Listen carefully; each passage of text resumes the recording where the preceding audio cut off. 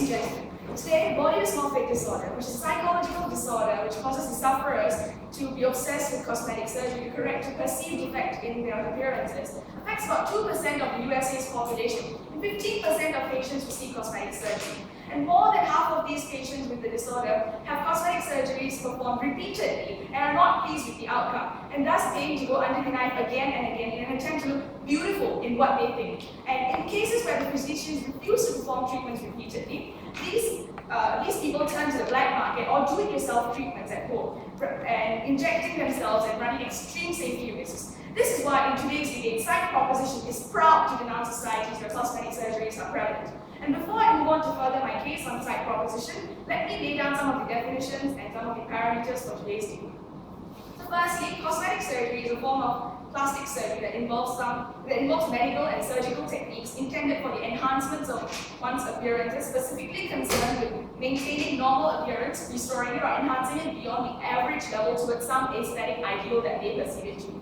Cosmetic surgery excludes reconstructive plastic surgery, which is performed to correct functional impairments caused by burns, injuries, abnormalities such as development or congenital infections, diseases, and etc., all of which are intended to improve function and not appearance.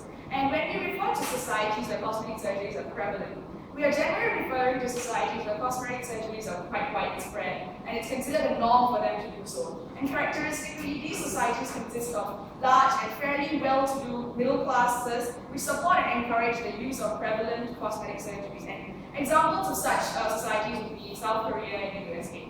And in today's debate, to denounce is to disapprove. And we feel that today's debate is an evaluative debate on whether we should disapprove of societies where cosmetic surgeries are widespread as a result of certain traits exhibited by these societies or certain consequences of widespread cosmetic surgeries, as opposed to a policy debate on the nitty-gritty details of what we should do with these kind of societies. And essentially, Psych Proposition is not laying out the parameters for banning cosmetic surgery, but analyzing the principles surrounding the harms of mass cosmetic surgery. We are not seeking to ban it. Across all three speakers, a proposition will show you that cosmetic surgeries prevalent in society brings more detriments to the society than benefits, and I, as the first speaker, will do this with two arguments. Firstly, on how it encourages superficiality, and second, on the detrimental health effects of cosmetic surgeries. And my second speaker will discuss how prevalent cosmetic surgery will place unnecessary pressure on the rest of the society. An opposition task today is to prove to us that cosmetic surgeries stand to benefit society, and following which, prove that societies with cosmetic surgeries are prevalent are either as good or even better than societies in which cosmetic surgery is not as prevalent. And onto my case proper. On my first argument on how cosmetic surgery encourages superficiality. Firstly, our society today is already swamped with pictures of gorgeous-looking models and hunky men in billboards and advertisements on television dramas, etc. You see them everywhere. And the media portrays beauty to be of prime importance to our self-worth, and even in the video we just saw, we've seen that looks have, people think that looks kind of affect their success in life. And because of these notions, cosmetic surgeries feed on and encourages individuals to attempt to always look better, and by providing them this avenue to improve their face shapes, increase their chest size, or alter their noses. And the reinforcement of they reinforce the prevalent and inaccurate illusion that success is dependent on your external aesthetics. In a world where beauty pageants demand for girls to be taller than 163 centimeters and less than 58 kilograms, there is increasingly lesser and lesser tolerance to be anything else.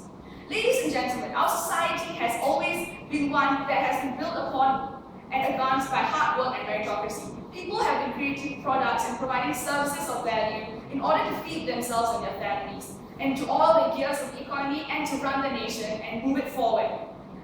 Yet in recent times, cosmetic surgery and the emphasis on beauty in the mass media seek to undermine the traditional values of society and encourages people to place disproportionate emphasis and attention on just mere aesthetics, and values that arguably do not serve any practical purpose for the betterment of society, but only benefit that person themselves.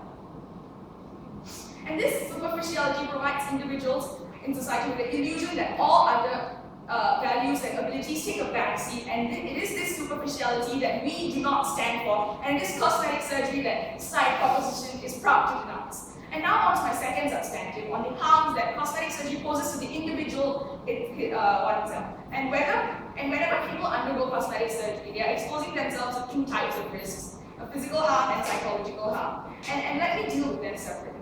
And on the first year about physical risks, cosmetic surgery generally requires the patient to go under the knife or subject himself to injections filled with silicons or plastic. And before I move on, does opposition have any points of information? Yes, madam. In fact, if you talk about media sensationalizing, that is a form of the media. We say it already exists, whether or not cosmetic surgeries are prevalent. Yes, thank you, sir. It already exists, but we feel that cosmetic surgery brings it a step forward and encourages people to care more about their looks. Like I said, it also encourages superficiality in society. And now back to my case. And despite the medical regulations that exist, there are inevitable risks of side effects such as allergic reactions and possible complications. However, these risks exist in any other surgery too. But the risk of this is that people who undergo plastic surgery don't only go through it once; they go through it repeatedly, over and over again. For example, average Botox injection lasts only for about 6 months, and the individual goes back to do Botox injections again and again to attain their desired beautiful look. And the problem with these risks is not that they exist, but because that these risks are unnecessary. And medical surgery has always been one where the patient undertakes a risk to preserve his or her life or the functions of his organs. Cosmetic surgery simply preserves or enhances one's looks, and this encourages individuals to undertake unnecessary risks. And on the second tier, the detrimental psychological effects, many people who undergo cosmetic surgery are aware of the harms, but are blinded by their dreams of good looks, and hence go on with the surgery anyway. However, when they emerge significantly beautiful, in society they are still perceived to, they get a lot of negative comments, and by the society, which inevitably feels threatened by how they look. And so this also causes them to go repeatedly for plastic surgery, which causes them to have this body dysmorphic disorder, or BDD, which is a condition where the individual always wants to go for plastic surgery to enhance his or her looks. And similar to the problems behind anorexia or bulimia, cosmetic surgery doesn't solve the root problem, but it perpetuates it towards an even more extreme case. And I've shown to you how it encourages superficiality, and because of the unnecessary risks and physical and psychological risks involved, we are proud to propose. Thank you.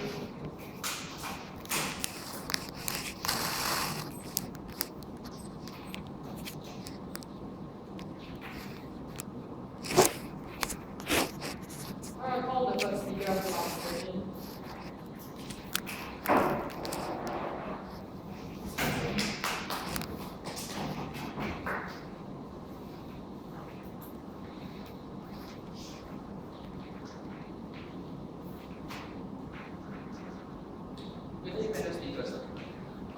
Now, when you just heard the Psy government is okay, I think that a lot of points of attention to what the government said. Now, firstly, they talk about South Korea, a place where they say that Korea is going to denounce cosmetic surgery in this area because it's so prevalent. Now, ladies and gentlemen, when you say the word South Korea, what do you think of K-pop? You think of all these reasons whereby people go for cosmetic surgery so that they can live up to their expectations, so that they can live up to their to this job that they want, for example, dancing or singing. Because in order to do that, you need a good face, you need a good figure and all that. But ladies and gentlemen, K-pop is in fact, or whatever, this whole society in Korea, this whole phenomenon in Korea, it's a culture, it's part of the culture in Korea. You're going to take away cosmetic surgery, you're going to be removing an entire entity of the country, you're going to be removing the essence of the country. And we say that you're going to do that by denouncing cosmetic surgery. Well, firstly, you're not justified to do that, and secondly, removing the culture of the country is in fact in itself principally wrong. Now, my second point of contention was because they failed to provide a solution. Well, they said that they're not seeking to ban it. Well, we said that yes, if you're not seeking to ban it, then at least provide a solution whereby we're going to solve the problems that they mentioned. We will not see them in this debate today, ladies and gentlemen. Now, next they talk about media sensationalization.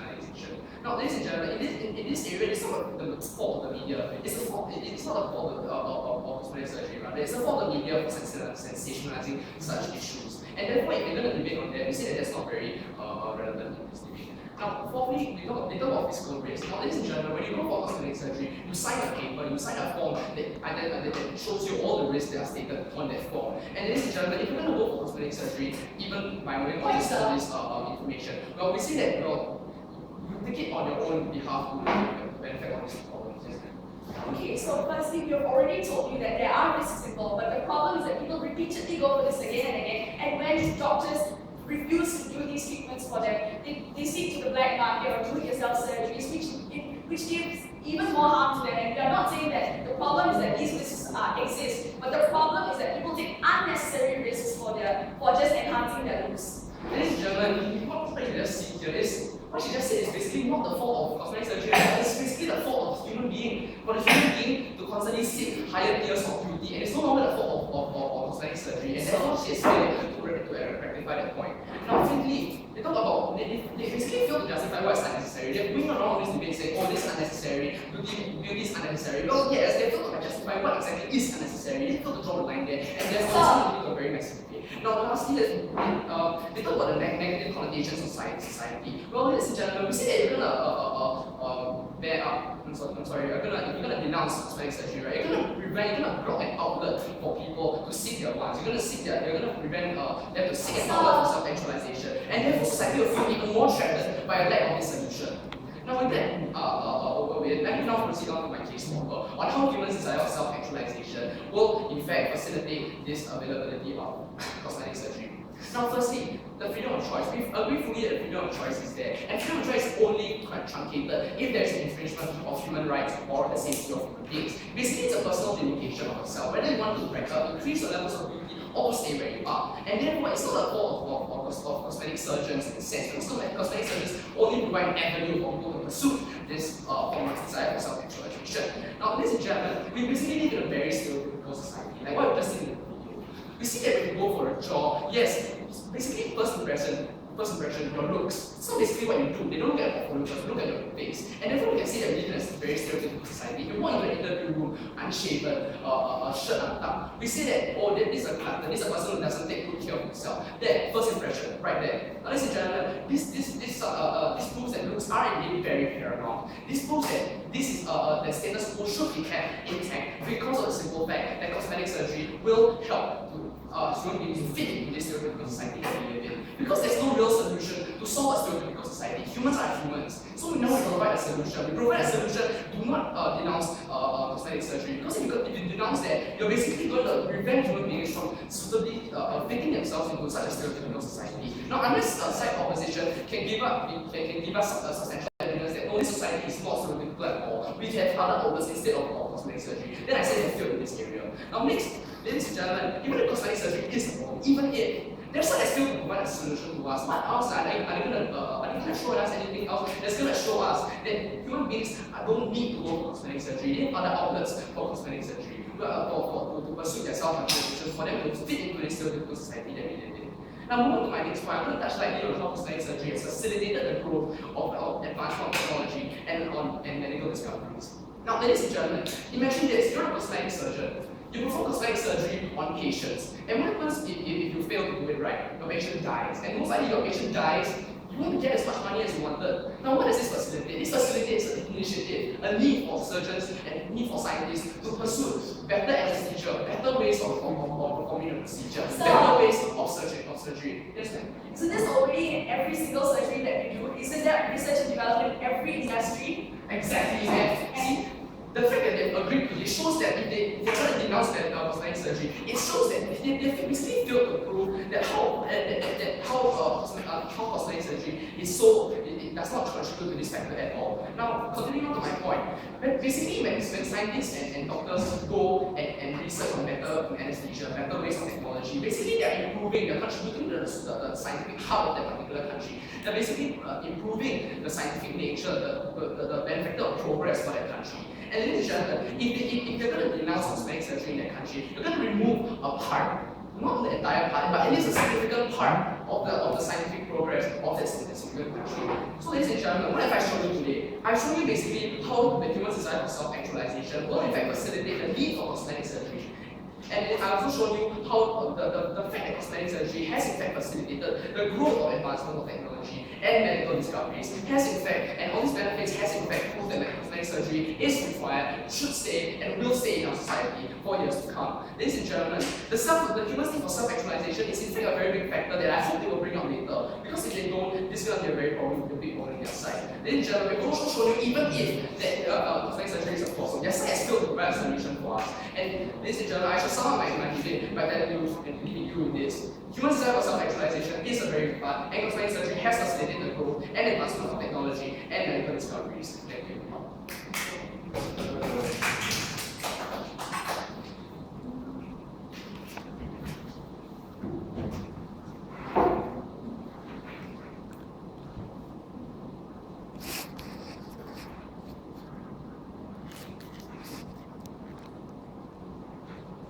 All of the seconds you go.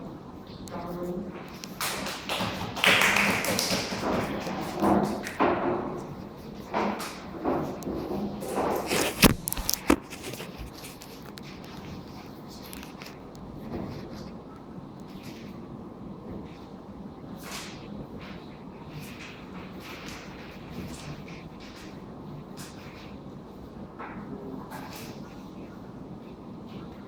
Today, the problems caused by cosmetic surgeries do not just stop at the individual level. We see that it even moves on to the societal level, and I'll be giving that in my substantives on how cosmetic surgery actually promote unnecessary and unhealthy competition in the society. But before I move on to my substantives, I'd like to deal with 4 points of contention for side opposition today. Firstly, they talk about how competition for looks already exists, and we say that this, and we do not deny this at all. But we say that cosmetic surgery will further enhance this, as this is where we're showing that looks are very superficial. We think that it doesn't actually benefit society, but actually just makes a certain individual feel better in a certain way. We don't think that this is really necessary to undergo the risk that my previous speaker has already pointed out, just to make themselves look better and maybe even go through this process repeated times. So we think that cosmetic surgery shouldn't be made the norm, as this will further enhance this problem. So their side is actually not solving the problem, but rather they actually want to further enhance it. And our side never said that we are going to fully solve that problem, but at least we do not want it to get even worse than what it is now. So moving on to our second point, they talk about how cosmetic surgery is actually part of culture. For example, in South Korea, where it's a norm. And we tell you that prevalence of a practice in a society doesn't mean it is a culture at all. Just because 85% of Singaporeans live in a HDB flat doesn't mean living in a HDB flat is a culture of Singapore at all. And if we are to follow their logic, we can even see that in a country where traffic jams are common, then getting stuck in a traffic jam is part of a culture at all. And so we see that they haven't proven to us how this prevalence of practice actually equals to culture. But then we also tell you that we just, even if we are going to we are to go with their false premise and assume that this is really part of the culture, we think that our side do not want to actually encourage this all kinds of practice just in the name of culture. For example, sacrificing humans. These are not something we want to encourage, and we want them to prove to us how it's acceptable to risk someone's health just to go for better looks. Thank you, sir. So moving on to my third point, they talk about this freedom of choice. And firstly, we want to say that, well, we say that this is an evaluative debate. We are not banning anything. Yeah. So we do not say, and we do not see that this problem of our freedom of choice should appear in this debate. But then we also tell you that this freedom of choice that we speak of do not even exist at all. It is a false illusion. Why? Because we all agree that cosmetic surgeries, even in societies where it is prevalent, it's not in the strictest sense compulsory. So we think that people are aware of this, and it is a choice. But from the peer pressure, which I'll be further elaborating in the substantive, cause on the individual, this will motivate them to go for surgery. What's the result of these two different mindsets? Is that that they will end up believing that given a choice, one must risk their health just to go for cosmetic surgery, and that they should prioritize their looks over their health. And anyway, and I'm really showing this freedom doesn't actually exist. They are actually pressurized by the people around them. They are not actually making a choice out of they are not making a conscious choice out of their own decisions. So fourthly, they talk about how it advances technology. And we think that yes, we need a certain manpower and resources and the funding to advance technology, and we shouldn't be using this on something very superficial. Like my previous speaker has already shown you, this only benefit an individual in a very superficial way. We think that this manpower and so on should actually go to benefiting advancing technology that actually benefit the whole society. The society as a whole. But I think that is my contention. I'd like to move on to my substantive. Thank you, sir, on how cosmetic surgeries actually promote unnecessary and unhealthy competition in society. So people in society, like I have already agreed to it, it's natural for them to compare themselves to their peers and those around them. And we do not think there's anything wrong with this. In fact, this is natural human instinct to compete with those around them. According to social psychologist Nush Vs Tp B, such comparisons are motivated by the desire to gain accurate evaluations of oneself and their abilities. And we think that following which, obviously, when there are differences between your skills, you actually want to work harder, be motivated to work harder so you can be equally talented as someone else in a certain field, or maybe even better. And we don't think there's anything wrong with this. We think that it may even be beneficial to the user in certain fields, and where the levels of society, of the social of the pressures caused by society and those around you will actually positive consequences. But we think the same cannot be said for beauty. We think that the nature of beauty is very superficial. It's something external that's easily observable and it's very immediately visible and observable.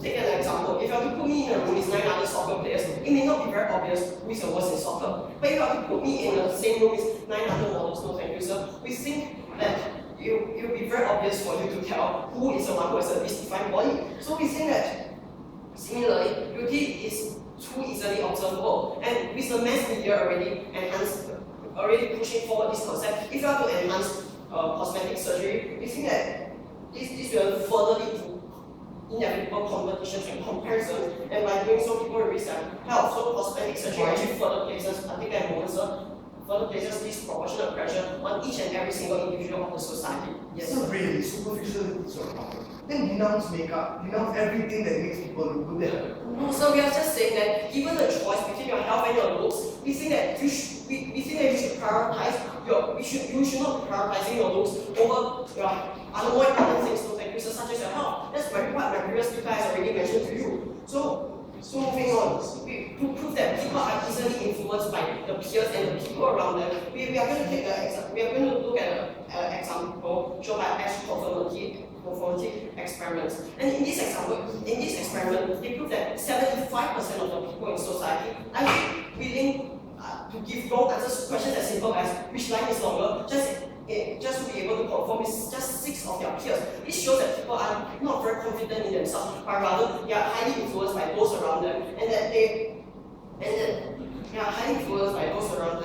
they may even be willing to provide wrong answers, even in cases where it is obvious, just to conform with their peers. And similarly, since we are going to challenge them that how in the same society where the mass media is already reinforcing the concept of beauty, and the same society where they can so easily see people around them who have already gone for cosmetic surgeries, we challenge them to tell us how this will not encourage people to repeatedly risk their health to go for cosmetic surgery, or maybe ask them to even tell us how that is perfectly fine. And we also want them to tell us that how this will not cause any psychological impacts on the individual by encouraging by reinforcing the vicious cycle of disconnect over one's looks and perpetuate psychological problems to an individual. And that's why we think that, and since we have proven to you that beauty is very superficial, we think that it is not worth risking the health of an individual just to do this. So to conclude my team's substantive, we have already shown you on the individual level and the society level why we shouldn't encourage cosmetic surgery, and since I already showed you why their premises are false goals outside of the house.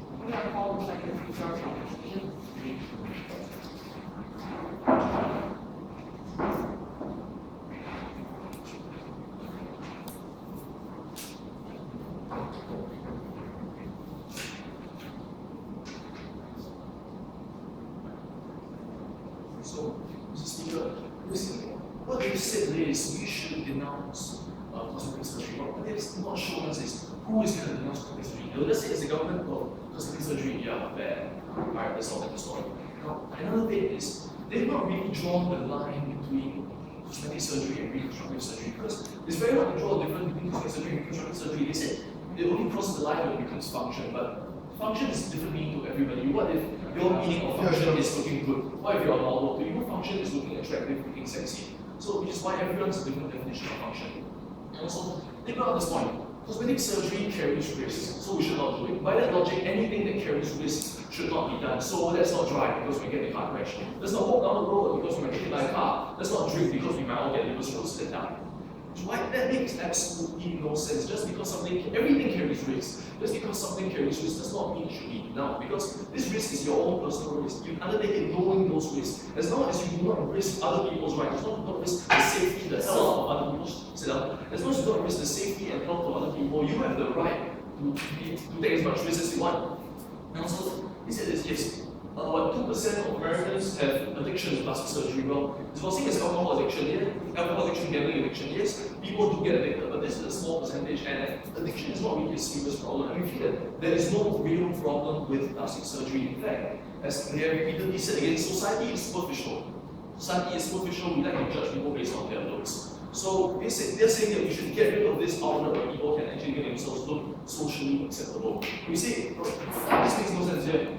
Society is superficial because of all these beauty promotions which keep coming. No, basically, even to go back to society here, society has always valued beautiful people, has always valued attractive people, and we always want attractive people, we always want beautiful people, whether plastic surgery exists or not. What we're doing by saying, let's say this story, what we're doing by saying, let plastic surgery be as it is, we're saying that we should let people have the chance to look socially acceptable. We're saying we should let people have the chance to look good, because honestly, what is the difference between shaving, between putting makeup, between cutting your hair, and getting plastic surgery? All this is done with the express purpose of looking good. All this is done so that we can look socially acceptable, look nice, look presentable for other people. And we feel that there's no real difference, it's just a lot more expensive. And then they brought up this point. They also said this, all surgery carries risk, and we should ban plastic surgery, we should not ban other surgeries. So are you telling me, hold on, are you telling me that plastic surgery, getting double eyelids, getting breast implants, is as dangerous as getting, say, open heart surgery? And you're also wrong. Cosmetic surgery is different from combing your hair because it does involve health detriments, and it's actually stuff that's done to your body and not just on the surface. Okay, so they said cosmetic surgery can potentially involve health, can bring about health detriments. But the thing is, would any sane plastic surgeon want to operate on you when he knows that it might lead to any health risk? No, because he will damage his reputation, he will damage his entire practice, he might not even get to practice plastic surgery again. It makes no sense. They would not do such a thing. Yeah. But when we think we are talking about heart surgeries, where if the person doesn't go through a surgery, they'll die. It's going to try, but you won't die just because you don't get better looks. Okay, so have you ever heard of, there's this American girl, sorry, I forgot her name, but essentially she was being called ugly, she was being called stupid. Basically everyone was ragging on her because of her looks, and because of this she killed herself. Now imagine if she had plastic surgery as outlet, imagine if she could actually change her look, because we feel it's so as society, we already denounce people who look ugly. So why not give these ugly people a chance to actually look good? Why not give them a chance, the opportunity to actually look socially acceptable, look decent, so they won't get ragged on all the time. Shut up. Alright. And hold on. Yeah, there's this one massive problem. They have said, yeah, plastic surgery is bad, let's denounce it, but they have no real solution. We have a solution. We said the solution is society being superficial. The problem is society being superficial. The problem is society not liking unattractive people. So I say the solution is plastic surgery. We're giving everyone the chance to look good as long as they can pay for it. And now, there was and second speaker, he brought this really cute point. He said this, when something is a culture like human sacrifice, we should stop it. So the same applies with cosmetic surgery. Well, there's a massive difference between getting double eyelids and killing a human being to appease the gods. And now this brings me on to my points. Now, this I touched on just now. Essentially, there is no difference between cosmetic surgery and shaving your hair, because let's look at it this way. When you shave your hair, when you cut your hair, when you shave your beard, you trim your beard, you don't want to look rugged, you don't want to look ugly, you don't want to look gone, you don't want to look like a homeless guy down the street.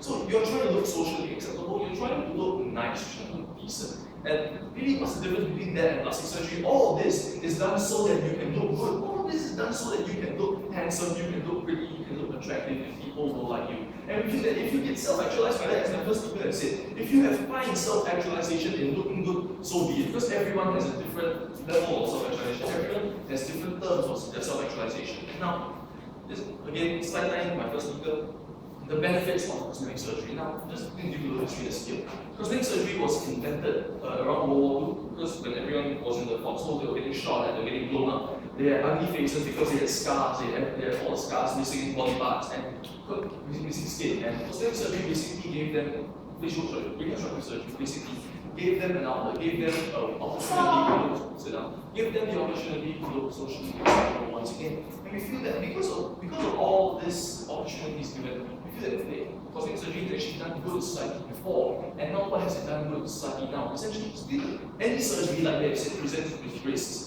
Any surgery is risky because when you're operating on someone, it always carries health risks. Now, cosmetic surgery is one of the most widely utilized surgical procedures. Doctors, researchers, scientists have been coming up with ways and means to improve anesthesia techniques. They come up with methods to improve surgical procedures just because they want people to have safe access to good looks, and which completely overrides the point of how it's risky because there's minimal risk in getting dull eye, minimal risk in getting cold complications and big breasts.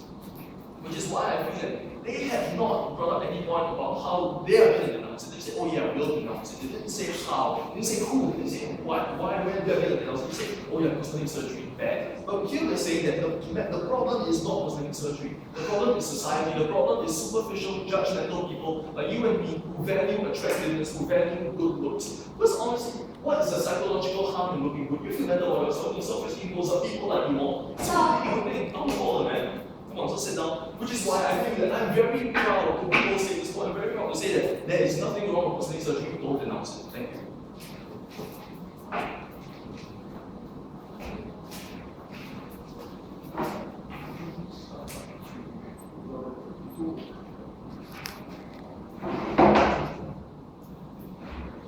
I thought the speaker proposition or government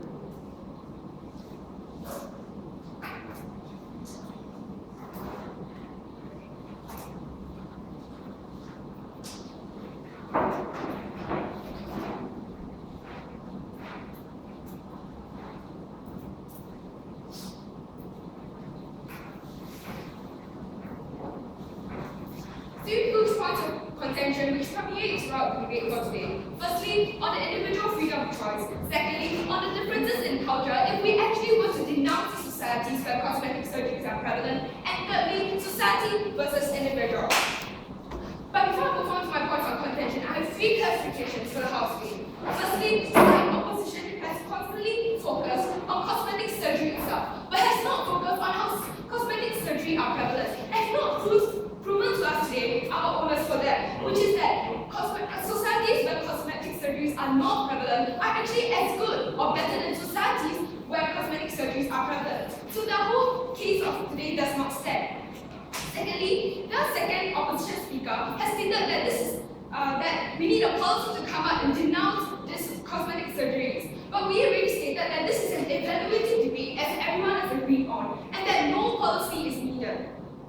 Thirdly, moving on to my last clarification, we really stated a clear difference between reconstructive surgery, where we are going with the biological term of function, when this is regarded reconstructive, where no superficial capabilities of the aim of making yourself more beautiful, more presentable stand. Moving on to my points of contention today. Firstly, on the individual freedom of choice. Is denouncing societies whereby cosmetic surgeries are prevalent truly depriving an individual's freedom of choice? Now, the first opposition speaker has stated that freedom of choice would be deprived if societies where cosmetic surgeries are prevalent are denounced, in which my second speaker has really proven to you how denouncing does not equate to banning, but there's no reply from that side on this issue.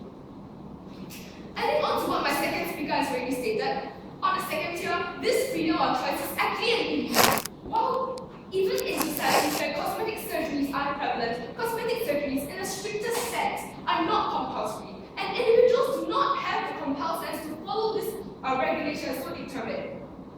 However, given the effects of cosmetic surgery, are immediately visible and apparent, peer pressure is recreated, encouraging comparisons among people and compelling the less aesthetically endowed to improve their looks.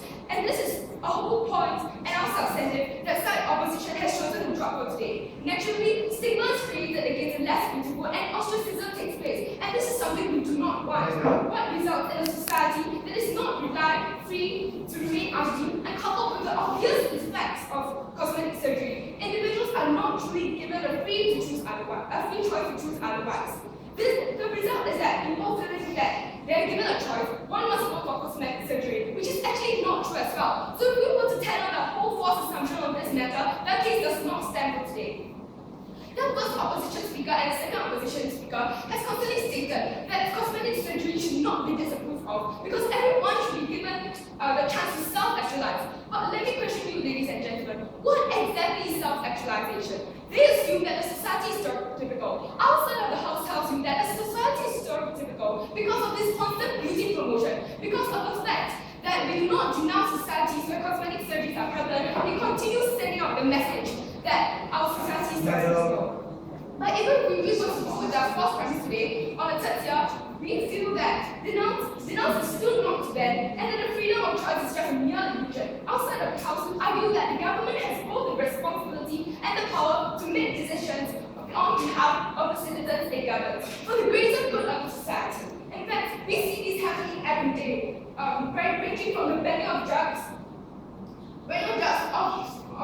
to the imposition of regulations on health products on the market. If today we will choose between individual freedom of choice and health detriments, we will choose to protect our society from these harms and enforce a ban. Secondly, moving on to my second point of contention on the differences in culture. What exactly is the correlation between prevalence and culture? My second speaker has really shown you how prevalence does not equate to culture. And adding on to what he said, on the second tier, even if the prevalence of a practice necessarily means that it is part of a society's culture, cosmetic surgery is one that is merely peripheral and not ingrained or fundamental to the society. Clearly, plastic surgery in any society does not achieve the same prevalence as Japanese green tea drinking or even Western fast food consumption. It has not been practiced for as long as activity of fire walking in the Hindi culture. It is not as symbolic as a society as the temples of Angkor Wat or even the palaces and churches across Europe. Furthermore, we would see societies losing part of their culture if we were to destroy these monuments. Cosmetic surgery clearly does not take the same cultural importance. Side opposition has falsely assumed that the prevalence of a practice makes it an integral part of society's culture, which we beg to differ. On the third tier, even we want to accept that cosmetic surgery is integral to their cultures, it does not necessarily mean that it is a practice to be celebrated and not denounced. We feel that, and we've been proven to you that cosmetic surgeries do contribute to many health detriments. And even if we look to the culture, we feel that it should be denounced and we should stop sending the message out to the people that this superficial capabilities and aid should be continued.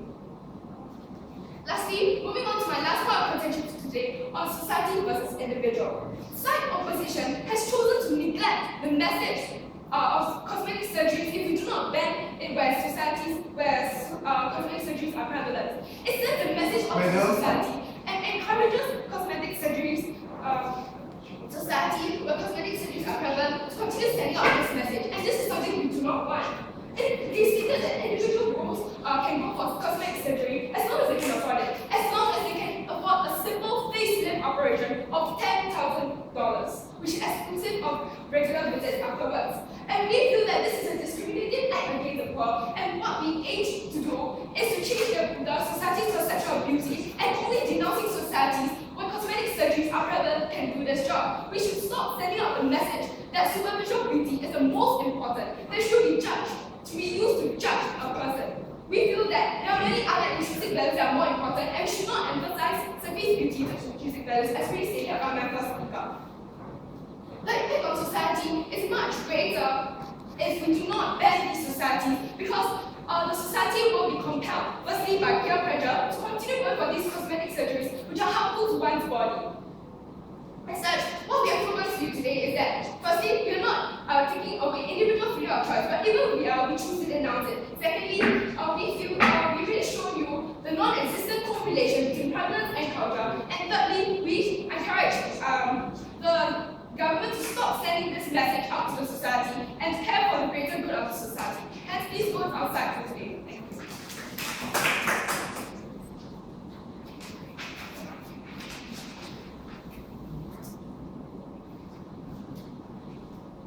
How is the speaker opposition?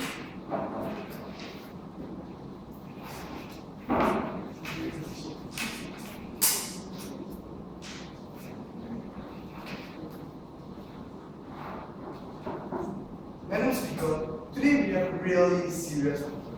And the problem that they want to solve is the superficiality of our society today. But really, this problem only occurs because cosmetic surgeries are in place, or has it been ingrained into human nature since the start? Now, a bit of educational lesson for the outside of the house. Let me tell you that very simply, we judge people based on looks, right from the start of medieval times and right till the time that Hitler had a war. People are always judged on looks. And we say that their side don't even rectify things, and we say that the problem is not mutually exclusive on their side of the house. Because even on their side of the house, we say that the problem still surfaces. Now we show you why our side best rectifies the problem better. Because the problem is, since we already both acknowledge that people are being judged on looks, the question now comes into play, who can better curtail this problem? And their side of the house chooses to curtail this problem by removing the only outlook that people can change what they're born with. Looks. So we tell you that that's a major conceptual flaw, because outside of the house gives you avenue, no thank you, so it's too early. Outside provides you a solution because you allow people to self-actualize. And there are some misconceptions that, oh, the government are going to promote, is promoting, but that's not exactly what the government is doing. But we say we don't need to go outright and condemn them. And to condemn them means that they're going to denounce it. And they haven't come up to tell you who is going to denounce it. We don't expect a full policy making under their side. What we do expect is a subject. Who is going to denounce it and what are they denouncing it for? To whom are they denouncing it? And now, ladies and gentlemen, they have contradicted themselves repeatedly, creating a paradigm shift. Because their side of the house came up and mentioned this 3 times. If we don't ban, if we don't ban, if we don't ban. The first 2 speakers came up and said that it has nothing to do with banning. We are just going to denounce. And then the third speaker tell us, banning. So we see that this is a big contradiction. And even if, let's pretend, they did not say anything about banning, we say that this is a major problem because it's a bit wishy-washy on their part when they refuse to take any action to solve a given problem when they just go out. So what proper actions are going to be put in place? Now, ladies and gentlemen, that's the side that they need to deal with. And then the third speaker came up to tell you about blindness. We are discriminating among the poor. Ladies and gentlemen, let me remind side proposition today that this debate is about cosmetic surgeries and cosmetic surgeries alone. So we need points to say why cosmetic surgery is bad and not why something in general is bad. And the problem with calm your anger, I'll take that in a moment. Now we tell you the problem is people are going to be rich, people are going to be poor. And if so, then stop selling Ferraris, stop selling expensive products, stop selling Xbox 360 because my friend is the one who needs to be that can't buy such things, and that's the misery.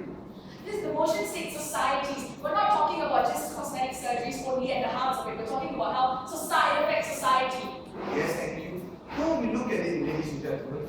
This problem of society, we need to show why cosmetic surgeries are bad. That's a basic burden. But the problem is, everything in the world has risks. We look at things in a broader scope. Because, ladies and gentlemen, there are problems and there are things that are expensive. So what do they say? If they are so pro-poor people, then why not ask them to go and completely stop selling expensive products and make world scavengers and sell bread on the streets and not at restaurants? So actually don't see how their point of discriminating the poor actually surfaces. And on the second point, let's talk about building a local culture. No thank you, sir. We deny the problem only exists under our paradigm that exists on both. But even on the second term analysis, we show you that even if it only exists under outside of the house, we actually have a solution in place. And they don't really have a solution, and they make it worse. And then when my points of information came in, they didn't really rebut them. Because we told them, what are they going to do now with regards to how? Are they going to ban and denounce whichever they wish because they keep changing their preferences? Are they going to ban or denounce alcohol? Are they going to ban and denounce alcohol because it causes liver dysfunction? Are they going to ban everything detrimental to society because we see that there are indeed many activities conducted that are very detrimental? And now we tell you, ladies and gentlemen,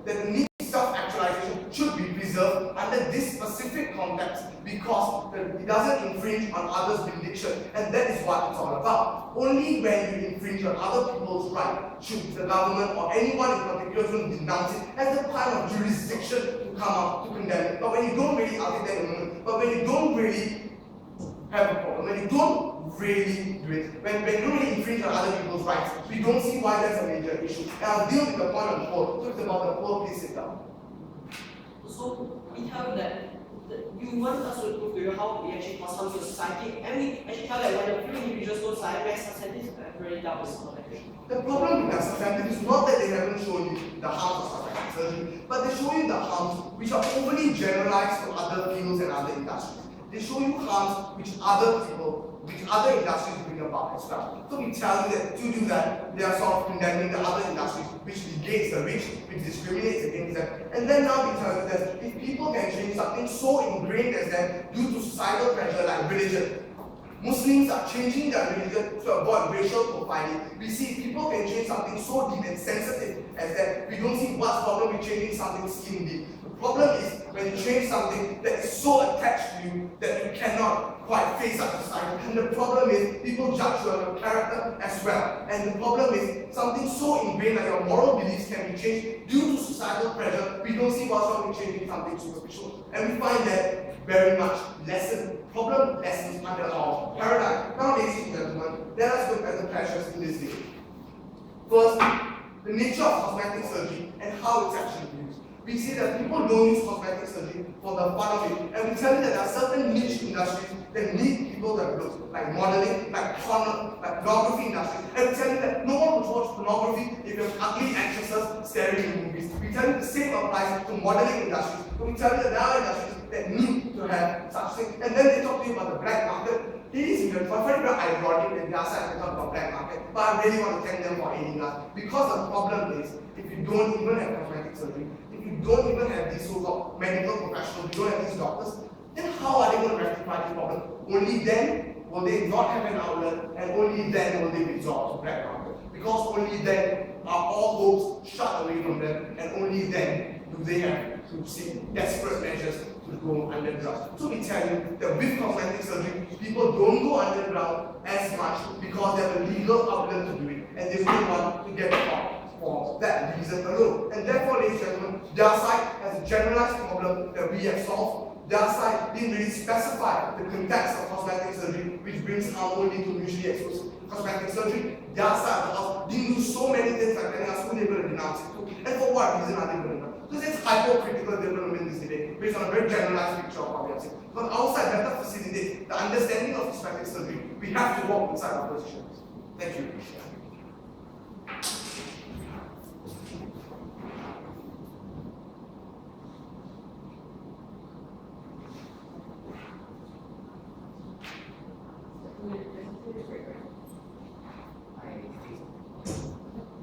Let's do it break.